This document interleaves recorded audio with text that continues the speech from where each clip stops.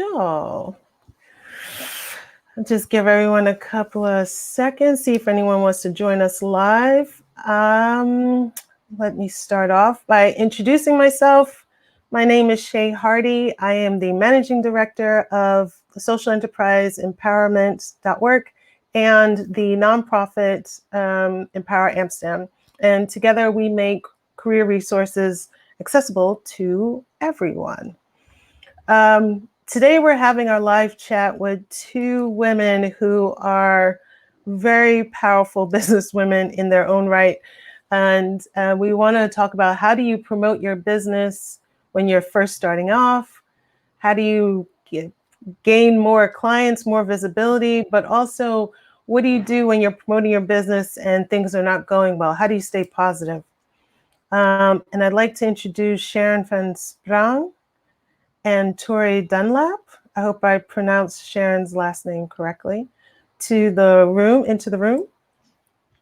I also want to thank Justine, our producer, because she's so awesome and I love her. Thank you, Justine. So Sharon over here on the, if you could just give us a wave so everyone can see you, and Tori, thank you. Oh, thank you. Your titles are there. I want to talk to you about, well, first let's get some background information for those that do not know you yet. Maybe Tori, you could tell us a little bit about yourself and how your business evolved, because I know that's an interesting story. Yeah, thanks so much for having me. My name is Tori Dunlap. I am a money speaker and coach based in Seattle, Washington in the United States. I believe I was put on this earth to fight for women's financial rights. So I was lucky enough to grow up with a great financial education and didn't realize that that was a privilege until I was the friend all of my friends were coming to for advice and guidance. So I don't think we have any sort of equality for women until we have financial equality. So I teach women how to budget, save, invest, negotiate, start online businesses. I successfully saved $100,000 at age 25. That's where her first 100K comes from. And I'm committed to fighting the patriarchy through financial education. So my work's been featured on Good Morning America, the New York Times, CNBC, a bunch of other places. But I'm super, super stoked to be here talking about growing an online business and figuring out how to ride that roller coaster.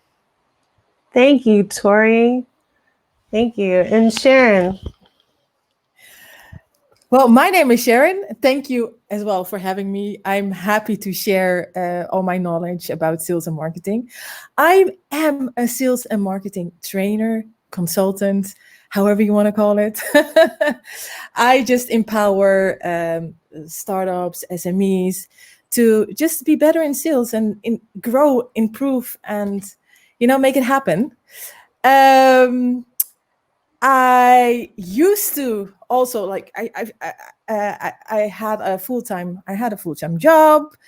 I don't know. Can I tell that story at this moment? Of course, yeah. Tell us the story. I'm curious. You had a full-time job. I had a full-time job. I was miserable. It was really Tori's nodding her head.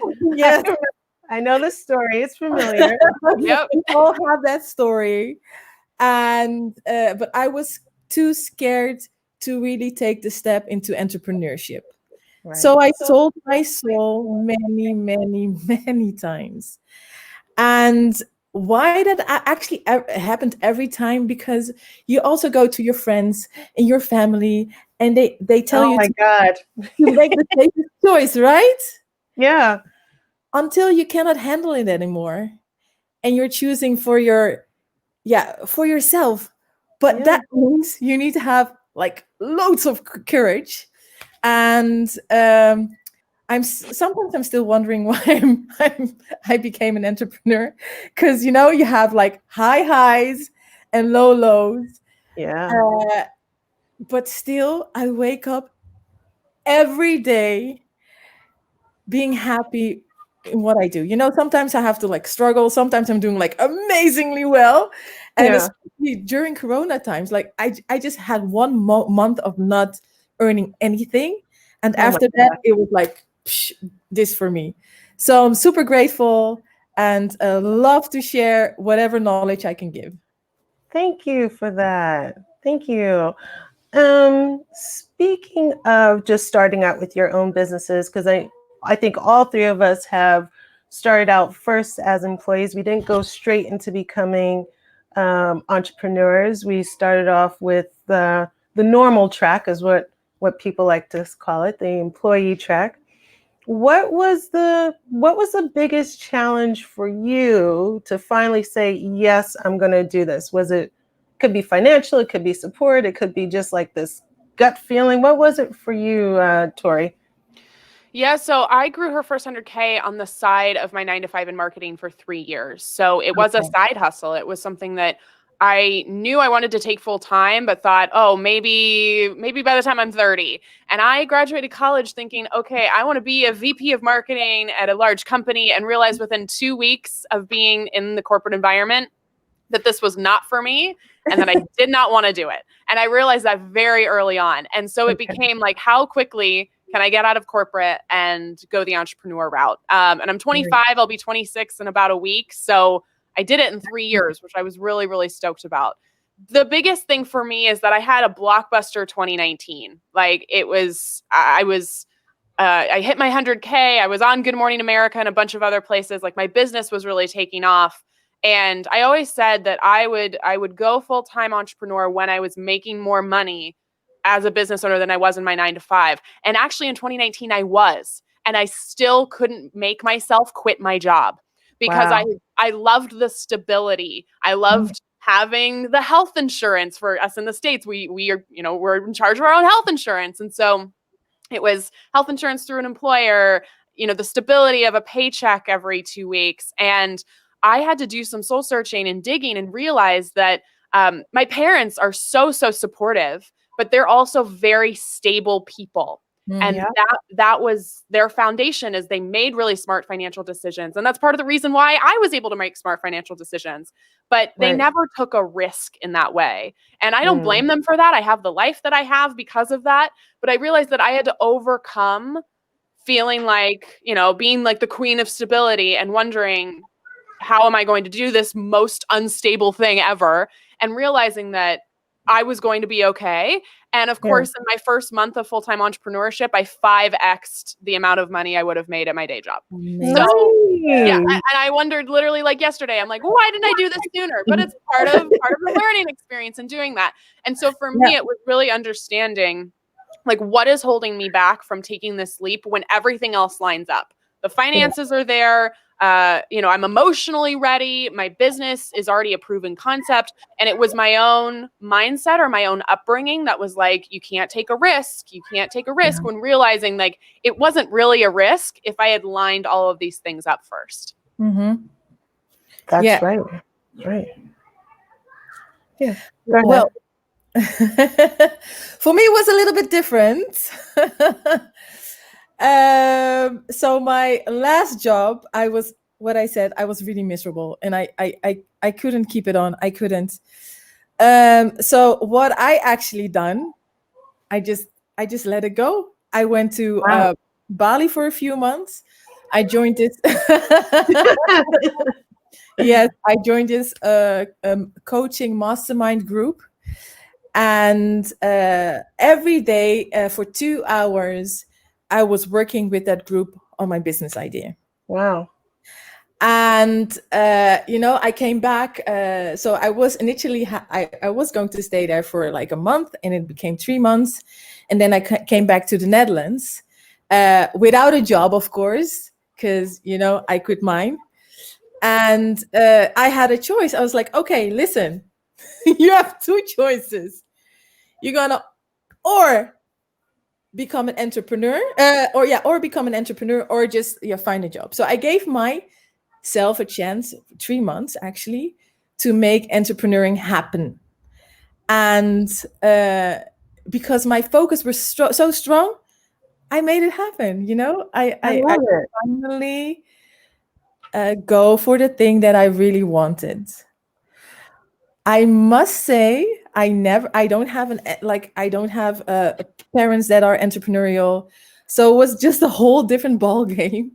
Right. I had to learn so much, and for me, like, actually, I've been successful, absolutely, but now I'm even after Corona, I'm even more successful.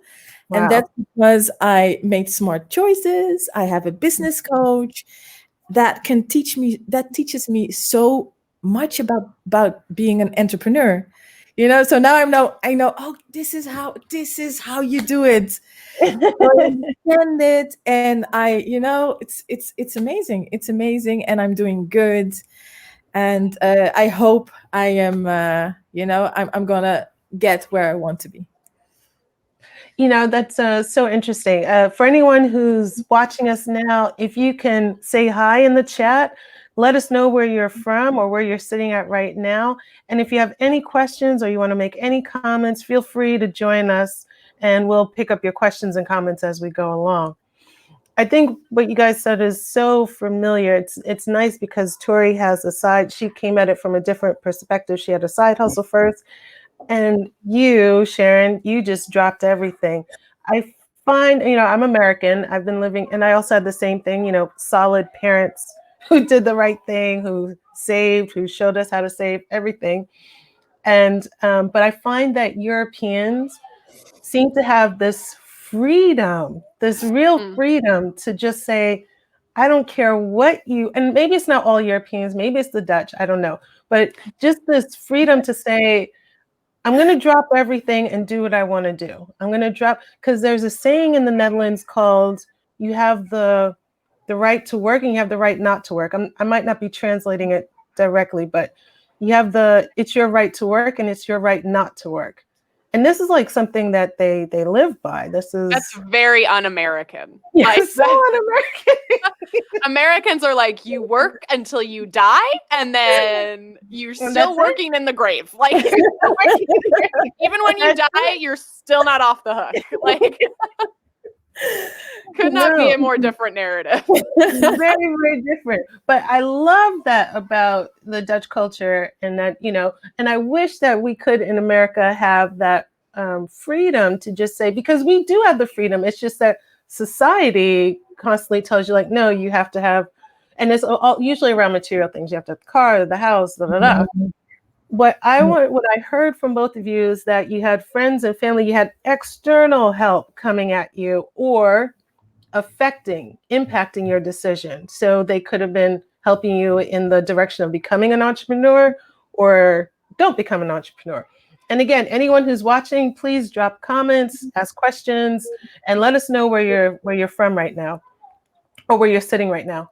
So Sharon, Tori, you were saying that you have solid friends. Sorry, not friends, family. That were they supportive of you becoming an entrepreneur? What like support group did you have around you that were either helping or not helping? Yeah, I mean, my parents are always super supportive, but it was very, like, they were very concerned. Like, they were very concerned, even though I was making good money and was doing just fine. And they knew, I think, ultimately that I was going to be okay. But I'm an only child. I live an hour from my parents. Like, it was very much, they were worried for me, and I'm still in my 20s. And so I think, yeah, they have a very, I think, traditional view as to how you build wealth, how you build stability, how you make those decisions, which is, yeah, you work at a job that provides a 401k and health insurance. And so, I think they're now starting to understand every time I call them and I'm like, hey, I just had a 4-figure month, or I think that they're at this point now where they're like, okay, she's fine. But no, it was a bit of a process to get there. But the cool thing is that I had, already a community of almost 20,000. I think at the time I went full-time entrepreneur, it was 20,000 people on Instagram who believed in me, believed in my business.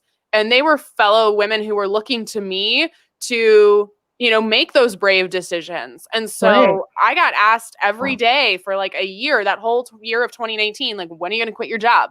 And I was actually really glad that I held on as long as I did, because the 9-to-5 gave me the freedom to make choices in my business. So I was able to be more risky. I was able to, in June of last year, kill my best-selling product in order to build something else.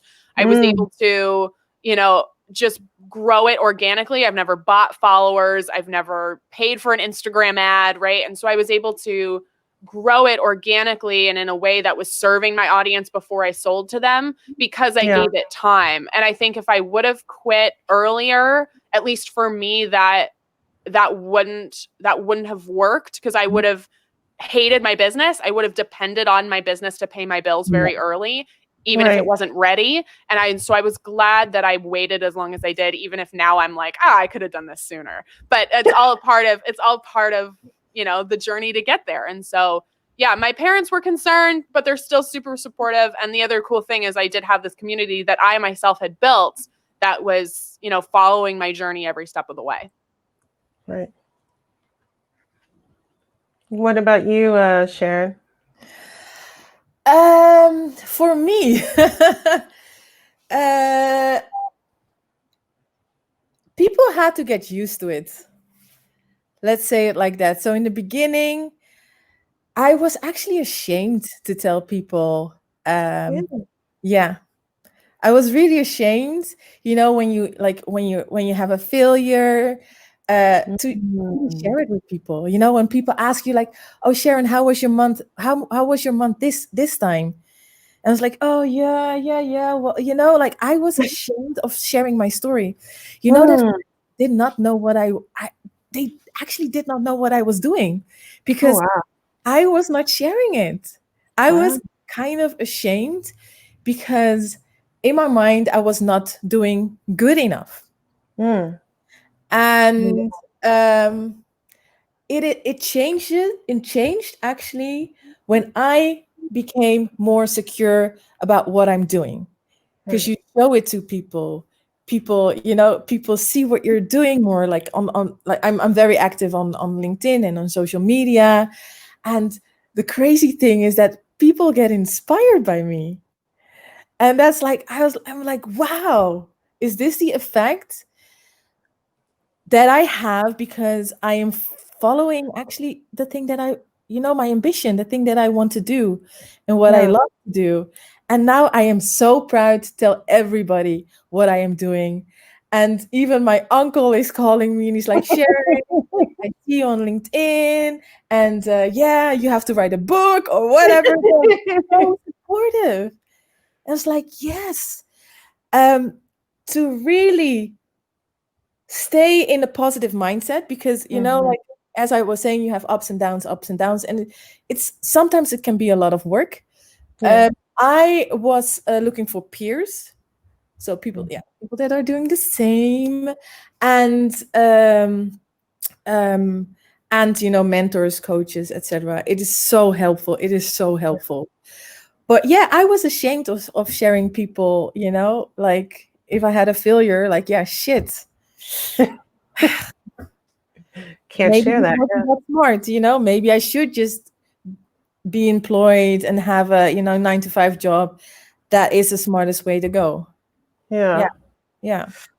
Ooh, that thing of shame and fear, that's a big thing that stops people from starting their own business. You were talking about sharing your story. How did you start promoting yourself if you're coming from a place of like shame and you have to keep it a secret? How did you begin the steps of promoting what your business was? Well, I started my podcast, Denkers. I interviewed you for that as well. And that's also because, I had the same problem. Denkers, oh, sorry, it's a Dutch word. It's big thinkers. And it's more about, like the importance of exposure. People need to see you. People need to find you, otherwise it's impossible to sell to them. Because I really want people to understand that it's super necessary. And that is why I'm interviewing a lot of entrepreneurs. So this is why I came from, and this is what I want to teach people that were in the same, situation as I was. Right. How to get out of that shame? Well, my friend opened up my eyes, because I like to travel when I work, and this is my thing. And my friend asked me, like, seriously, how the hell can you travel for almost 6 months? Like, what the hell are you doing? And I'm like, my friends don't even know what I'm doing. That's why I have to work hard every time to get new clients. So I have to like turn this around. People need to know what I'm doing. People need to, I need to become visible. And I seriously, I was super scared at first. Yeah. Now, you know, like you have to do it once, twice, 3 times, whatever. It just comes naturally. But I had a pretty difficult time in doing that. But what I see now, I like last week I got called for an interview, which is amazing. You know, that gives me more exposure because somebody in my network thought that I was inspiring. 2 weeks ago, I got three referrals for projects, and I got all of them in. So these are just like, I'm like, I should have love done that. this earlier, because now I have ambassadors Yeah. that bring in my clients. So yeah, I that's love why that. I'm like really proud of sharing what I'm doing at this moment. And I'm also helping other entrepreneurs, you know, to get that exposure and to get them connected. And yeah, I'm loving it. Good. I love that. Yeah.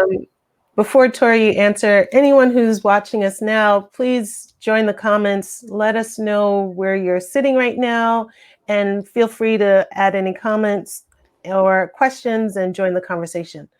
Tori, what about you? What did you have not necessarily a shame, but like a fear about promoting yourself? Like, how did you have any obstacles or internal resistance to promoting yourself? I come from a theater background, so I majored in theater and marketing. And so if I'm being honest with you, not really. Because from a young age, I started acting when I was 5, and you're going to hear 99 no's to 100 yes, or 99 no's to 1 yes, right? And so I think from a young age, I had to get really, really comfortable being vulnerable, hearing a no potentially, but getting to a yes eventually. And I think what I hear from entrepreneurs or people who want to be entrepreneurs all the time is that they can't get started because of X, right? And the X is this little tiny, thing that feels so big. Like, I don't have a logo. I don't have a website. I don't know what I talk about, right? I don't know what to call my company. And frankly, all of these are excuses for you not getting started because you're too scared to go out and actually start. So I like saying that perfectionism is bullshit, right? And it's something that we all wear as a badge of honor. Like, oh, I'm a perfectionist, or, oh, I love things to be absolutely perfect. And what happens when we do that is we don't get started, right? Because there's a million ways or a million excuses that we can make up of why this thing won't be perfect, because it never will be. And so my number one rule as an entrepreneur is done is better than perfect. Done is better than perfect. When I rebranded, so I was originally a blog and then rebranded into Her First 100K in early 2019. And I literally set a date for myself. It was February 18th, and I launched with what I had, And so I went in and I did everything I could to update my website. I did have my logo and my branding, but there was a million things that weren't perfect.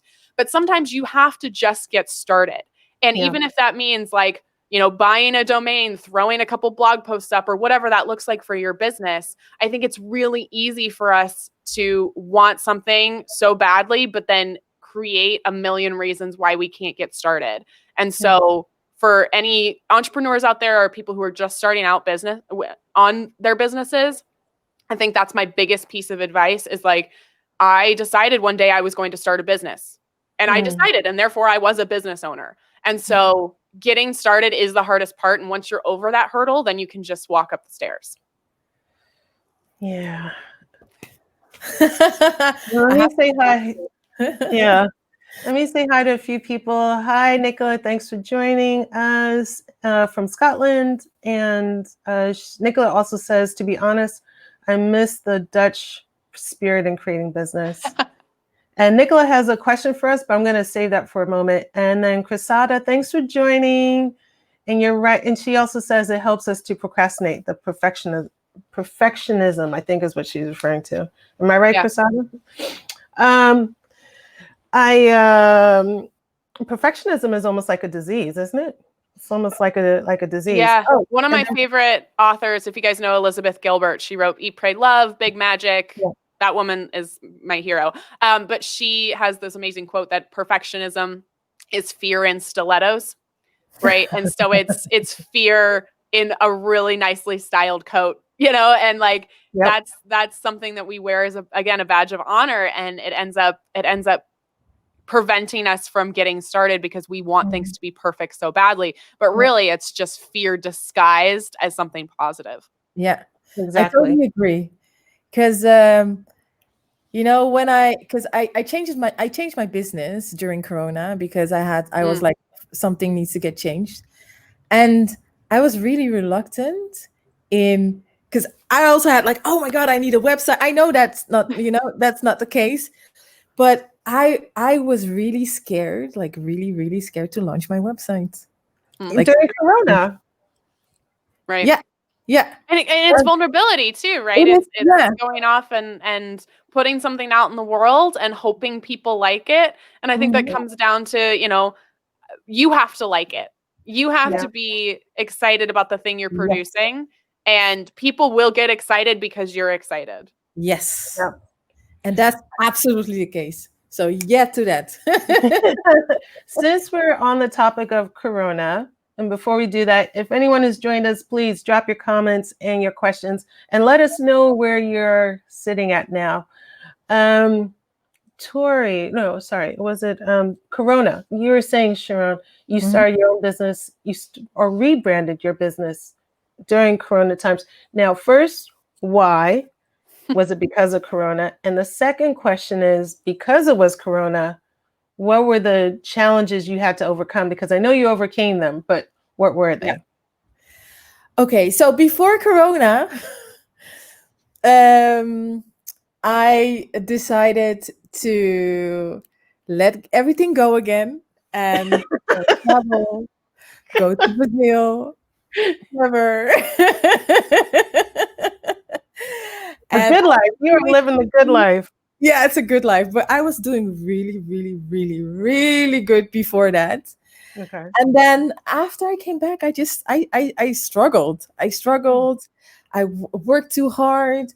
I was not taking a moment, to sit back and just be like, okay, so where am I now? And am I going to the right direction? No, I was just being like, okay, rush.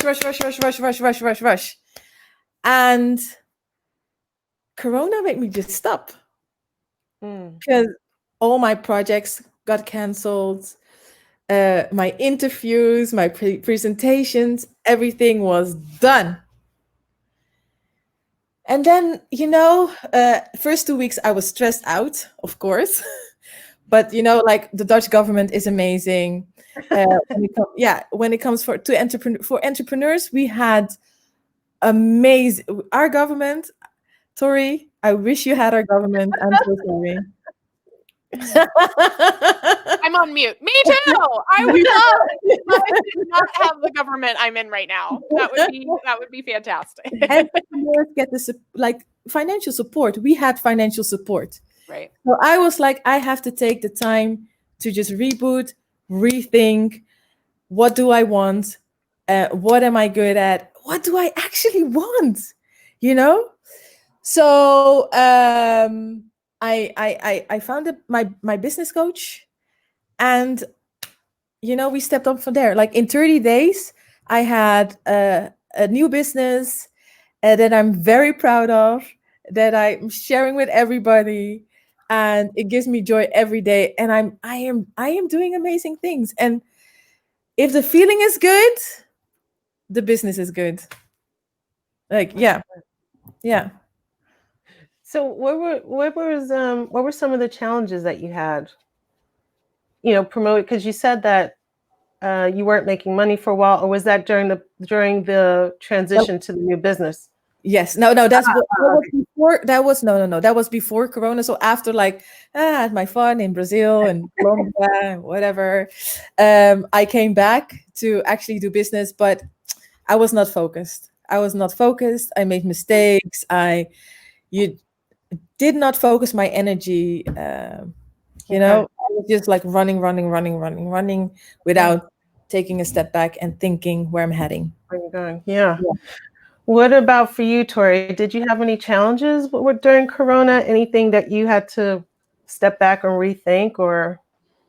I am lucky enough that I built an online business. And so my day to day, I work from home.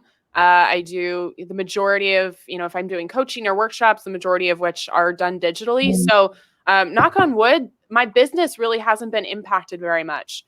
But what I did have to figure out was messaging, right? And figure out, if I'm going to show up online in a new environment, right, where we have Corona and now with the Black Lives Matter movement having a resurgence, like how do I show up online as someone who does need to promote her own material while also being cognizant of everything, the environment, right? Yeah. And what's happening. And so in my own business coaching, because I work with entrepreneurs as a business coach, I think the biggest thing I tried to focus on with them is that if you can't be making money right now actively, then look at this as a growth period, right? So either build a new product or build your audience, right? So figure out how you can provide value somewhere so that, these couple months or potentially longer than that for us in the States, this will probably go on for at least another year, that you're being cognizant of, if you can't actively make money right now, how can you be setting yourself up for success later? So when businesses do start opening up or people do feel more comfortable spending money, you've built something already. Or you've served your audience, you've shown up and given good content, let's say on Instagram or Facebook or somewhere online that will give you a growth in terms of your community that you can then sell to later potentially. So those are the things I like to focus on with my entrepreneurs who I coach right now is if you can't make money right now, figure out how you can grow your business, whether that's through your followers or by growing and creating during this time so you can sell later. That's very good. So I want to talk about promoting your business in general, Corona, non-Corona, pre-Corona, during Black Lives Matters, after Black Lives Matters. What is your best tips if you're just starting out? Because Nicola asked us, how do you attract 20,000 followers? What actions did you take to grow your audience? I got to get back to that question. Yeah. Thank you, Justine.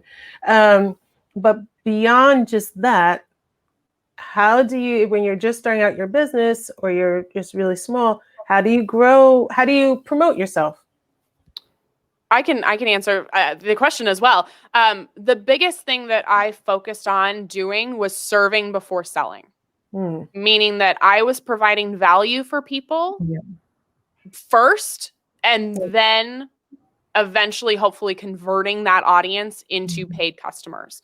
I think too many people, build a business and then maybe a couple months or even 6 months, maybe even a year, you're like, why is nobody coming and buying this thing? Right. And we want it to happen immediately. But part of selling or part of being an entrepreneur is that you have to build trust and credibility. And so if you're showing up and you're serving somebody and you're really showing them that you're here to give them good advice and you're here to educate them and you're here to build that community with them, they will become your customer for life. You'll have a brand evangelist for life. You'd rather have that customer journey be a little bit longer if it means that customer is going to stay with you forever than, get a customer one time for a $10 product. So I am really focused even now, almost 4 years into this business, on serving before selling, which means I'm providing content and I'm providing a community. And then I've gained their trust. They see me as credible. And then in turn, they become my customer. I totally agree. I focus on the B2B market, and as I was saying, like during the Corona, so 1 month I didn't have any business, but during that time, I was very helpful to the people that, also had a problem on, getting keeping their clients, Yeah. um, thinking about ways to create value. And this is the time I spent a lot of energy on this, but this is how I gained their trust. I became credible, yeah, as you were saying. Yeah. And this absolutely helped me in gaining business. I think that is very important. People need in these times, people need to know what you can do for them Yeah. because they have to spend their money wisely. So I absolutely agree what you're saying. Yeah. Yeah. Yeah. And another thing is, I don't know, this is how I also would suggest, if you're in the Netherlands or whatever, and you're focused on B2B, LinkedIn is freaking, it's amazing. Yeah.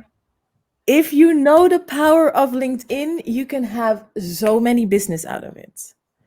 And it's not only by just posting your knowledge or whatever, it's actually by really connecting, by really showing an interest in people, in their business, and trying to see how you can, create value for them. So in the end, in the future, now in 6 months, you've built a relationship and eventually get a client. Sharon, I Yeah. love that because I think your platform is LinkedIn, it sounds like. Mine is largely Instagram. But I think something that we both did that was really smart was identify where our audience is. That's the other thing I hear from entrepreneurs is like, okay, I need to be on social media. I need to be on TikTok. I need to be on Snapchat. I need to be on Facebook.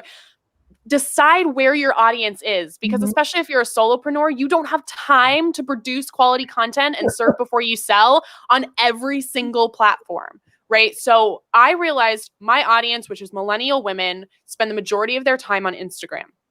I doubled down on Instagram. That is where I grew my audience. I have an audience elsewhere, but the majority of my community is on Instagram. And it sounds like for you with a B2B business, it makes sense to be on LinkedIn. If my audience was Gen Z, TikTok's probably a great place to be. If my audience is baby boomers or people who are a little bit older, Facebook or LinkedIn, a LinkedIn more professional environment, right? And so I think it's really important if you're just starting out, don't feel like you have to be everywhere because you won't show up well. You'll show up kind of half-ass on all of these different platforms as opposed to focusing on where is my audience, where do I want to connect with them, and then really double down on that community or that platform. So this is a good question. This is a good where we're going. Where is your audience? So when I talk to people about growing their business and we talk about where's your audience, people are often like, I don't know. I actually don't know where my audience is. I think they're here or I think they're there. What advice do you give people when they need to research their target audience? Because if they don't have money, they're first starting out, they can't pay for it really, right? Or they don't have a big budget to pay for it. Where do you, because you have B2B, Sharon, and then you have Tori, who's B2C, that's business to consumer, and B2B is business to business, if anyone wasn't sure. How do you research where your clients are? I mean, we all know LinkedIn's for business, but really when you want to get down to where are my people? Where are my people? Well, first of all, I think that's the basics of marketing is your buyer's persona. Like, who do you like? Who are you? Like, who are you selling? How do you say it? No, sorry. Sometimes English, That's okay. That's okay. You're doing better. You're doing better than my Dutch, so that's fine. They're like you work for you deliver something because you want to deliver value, right? You have a problem, somebody has a problem, you have a solution. You bring value to the customer. So you really need to understand who that is. Like, what problem do you solve for them? What is their ambitions? Where can you find them? Like, there's a lot of research. If you just Google and where can I find where can I find entrepreneurs or whatever, you will find enough information. Also, most of us already have Facebook or a website. Check your analytics, because this is something that a lot of entrepreneurs forget.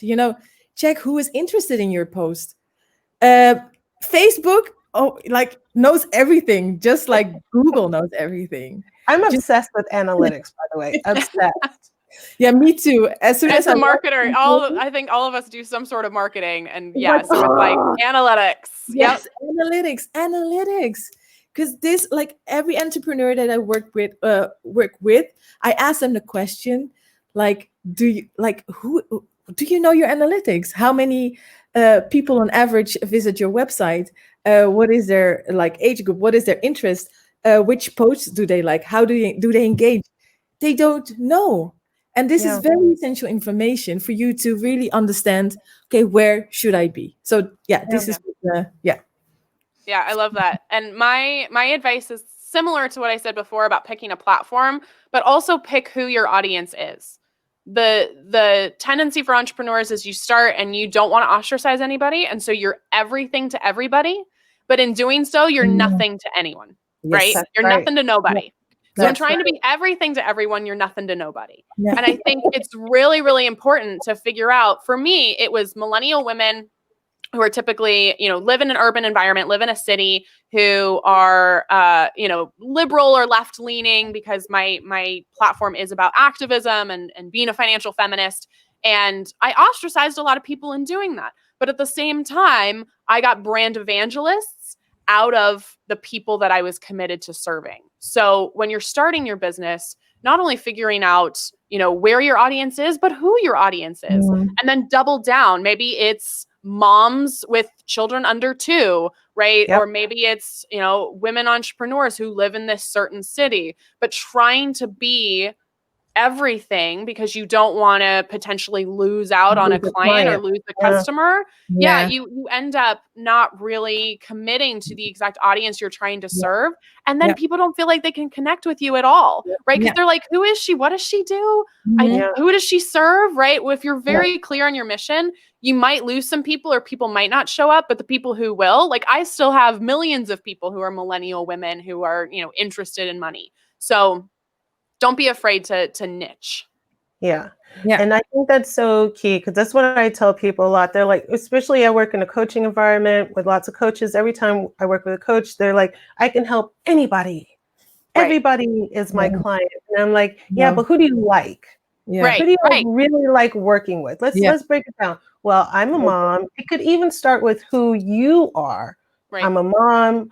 I have a few kids. I live in an urban city, like you said. Like, keep niching it down to get to that.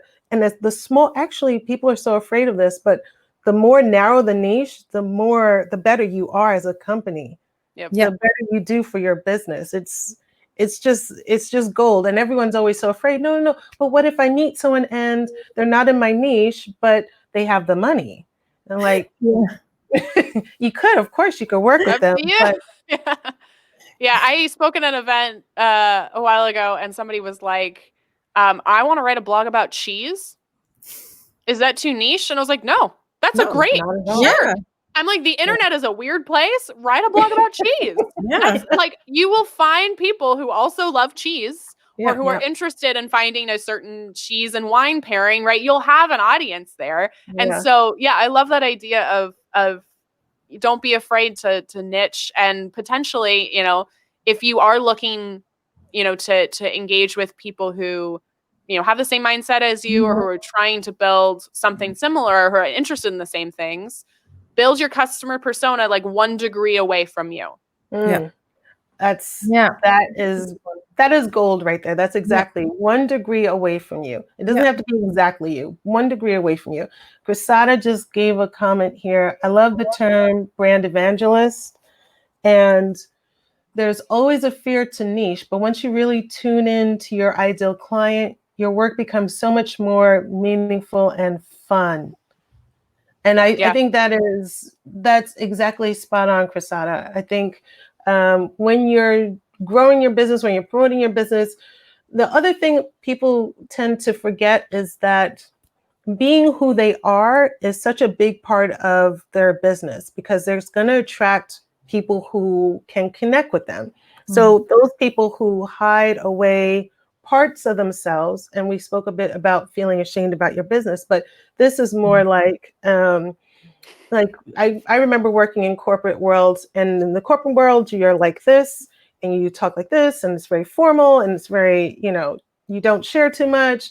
And then when you go home, you're a different person again. You're your real self. Yeah. You're your real self. Have you guys ever gone through the transition of keeping a little bit of yourself? And I know for you, Tori, you were doing two things at once. Yeah. So you already had, and you were doing two things at once. So you were you living a double life? What was going on there? I mean, my business or my 9-to-5 knew about my business. And that's part of the reason why I ended up leaving my 9-to-5 was my business was gaining success and they were not super happy about that. So, I mean, in terms of like showing up online, I don't have a Finsta, which is like a private Instagram. Like I don't have like anything I share on Instagram is also on my business's Instagram. So and this is a personal choice. People know who I'm dating. People know that I love fried chicken. Like I love Popeye's fried chicken. People know that I have a celebrity crush on Timothy Chalamet. So it's not just me being a money speaker and coach, but I've also shared parts of my life and parts of my personality. And I think, again, for a lot of entrepreneurs, especially if you're first starting, like that can be super risky to feel like, but I need to just talk about my business and that's what people expect from me.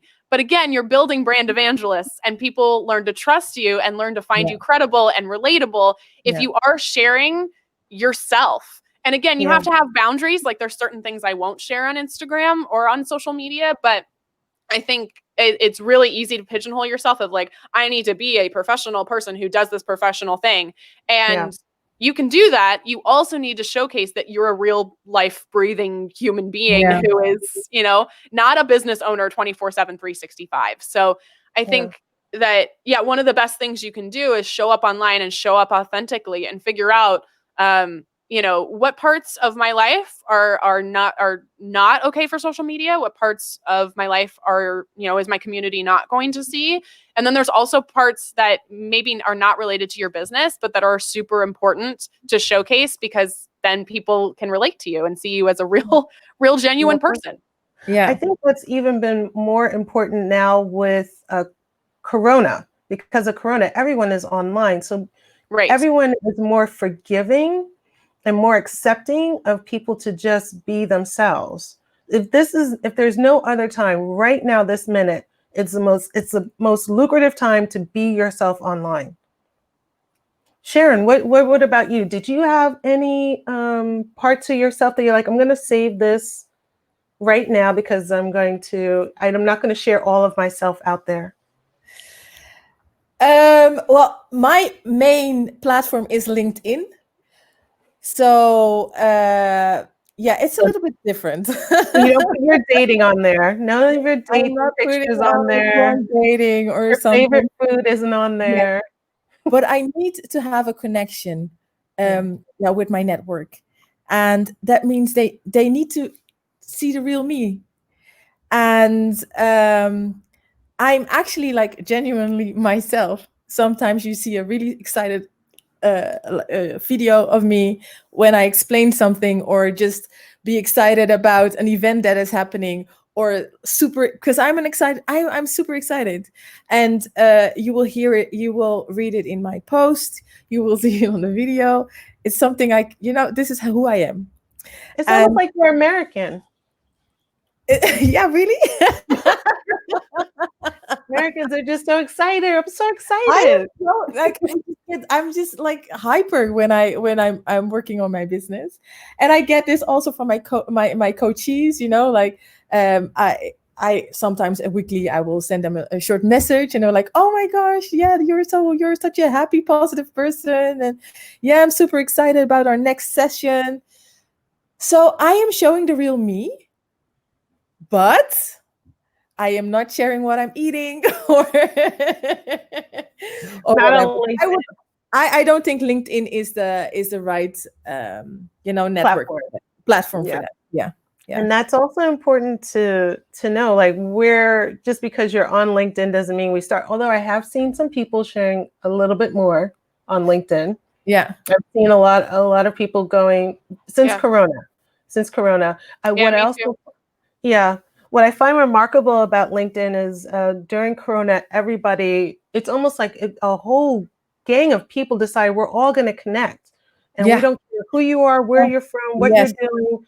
The most important thing is that we connect to as many people as possible because we're all here online paying attention to each other. And I don't know if that happened as much on Instagram, but I just saw this big wave of people just, let's build each other's audience. Let's do whatever we can to build each other's audience. So if anyone was part of that wave, I doubled my audience. I didn't have that much to begin with on LinkedIn before that, but because of Corona, I doubled my audience in like 2 months because everyone's like, we want to connect. We want to connect. So that was a nice wave to ride coming into it. We have a comment from Clarissa.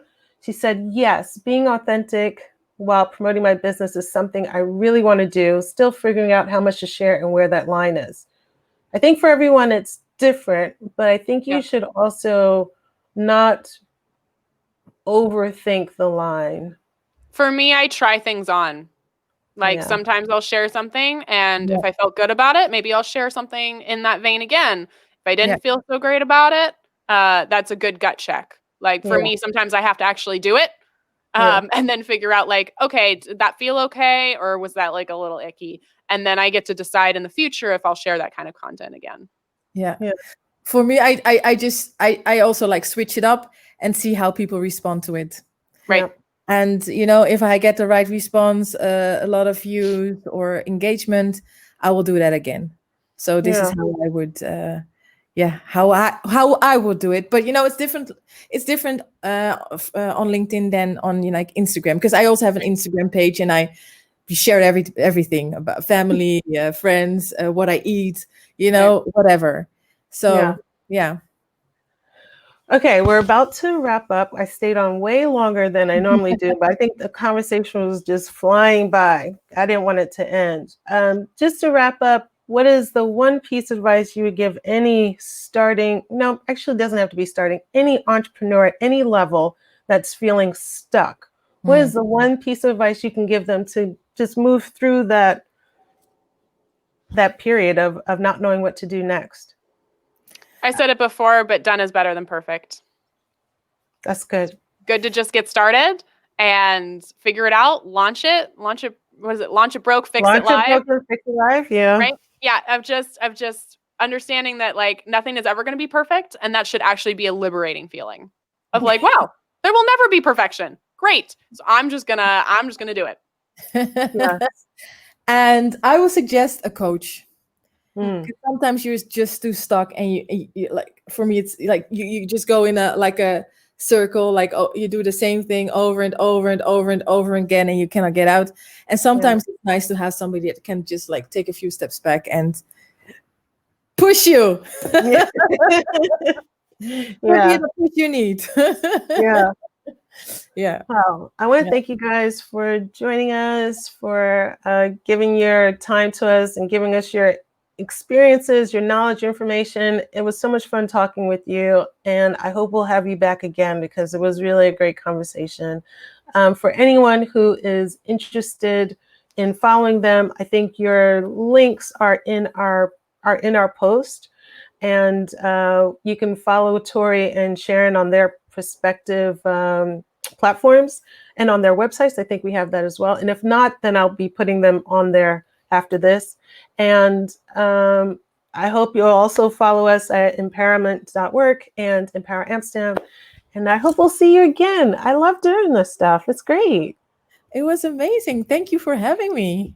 Thanks so much for having me. Good to talk to both of you. Yes.